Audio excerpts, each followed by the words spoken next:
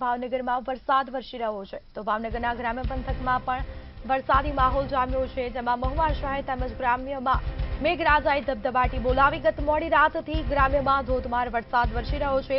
ધોધમાર વરસાદથી નીચાણવાળા વિસ્તારોમાં પાણી ભરાયા. કોટવડા, સાગણિયા, ગોરસ, કિકરિયા સહિતના જે વિસ્તારો છે ત્યાં વરસાદ પડ્યો અને ધોધમાર વરસાદને પગલે પાણી ભરાયા છે. લોકોને બહાર નીકળવું પણ મુશ્કેલ બન્યું છે. જનજીવન પ્રભાવિત થયું છે. તો ભાવનગરના મહુવામાં વરસાદ વરસ્યો. શહેર સહિત ગ્રામ્ય પંથકમાં મેઘરાજાએ ધબધબાટી બોલાવી છે. અનેક વિસ્તારોમાં વરસાદ પડ્યો છે. ગ્રામ્ય પંથકમાં મેઘરાજાએ મન મૂકીને વરસ્યા અને બીજી તરફ ક્યાંક નીચાણવાળા જે વિસ્તારો છે ત્યાં પાણી પણ ભરાયા છે. ગત મોડી રાતથી જ ગ્રામ્યમાં ધોધમાર વરસાદ વરસ્યો છે. ધોધમાર વરસાદથી નીચાણવાળા વિસ્તારોમાં પાણી ભરાયા. તો જેસર અને બગદાણા પંથકમાં પણ ધોધમાર વરસાદ વરસ્યો. મહુવા શહેર તેમજ ગ્રામ્યમાં વરસાદ ખાબક્યો છે. ગત મોડી રાતથી ગ્રામ્યમાં ધોધમાર વરસાદ પડ્યો છે.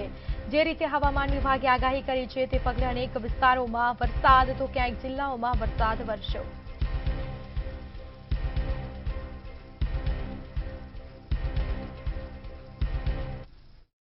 શહેરમાં ગત મોડી રાત્રેથી અવિરત વરસાદ શરૂ થઈ ચૂક્યો છે. તો ત્યારે વાત કરવામાં આવે તો અનેક નીચાણવાળા વિસ્તારોની અંદર પાણી ભરાઈ ચૂક્યા છે તેવા દ્રશ્યો સામે આવી રહ્યા છે અને વાહન ચાલકોને કંઈક ને કંઈક પારિવારિક મુશ્કેલીનો સામનો કરવાનો વારો આવી ચૂક્યો છે.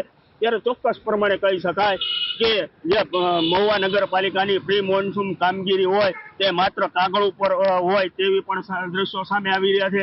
ત્યારે ચોક્કસ પ્રમાણે કહી શકાય કે મહુવા શહેર અને ગ્રામ્ય પંથકની અંદર જો વાત કરવામાં આવે તો અવિરત અને ધોધમાર વરસાદ વરસી રહ્યો છે.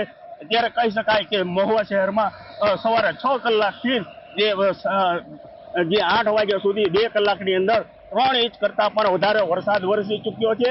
ત્યારે રાહદારી અને વાહન ચાલકોને ભારે હાલાકીનો સામનો કરવાનો વારો આવી ચૂક્યો છે.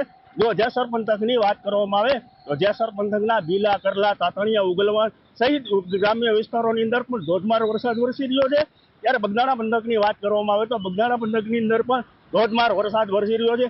આમ હવામાન આગાહી પ્રમાણે જે વરસાદની આગાહી હતી તે અત્યારે વરસાદ સતત ધોધમાર વરસી રહ્યો છે. હર્ષદ દસાડિયા, મંતવ્ય ન્યૂઝ, મહુવા.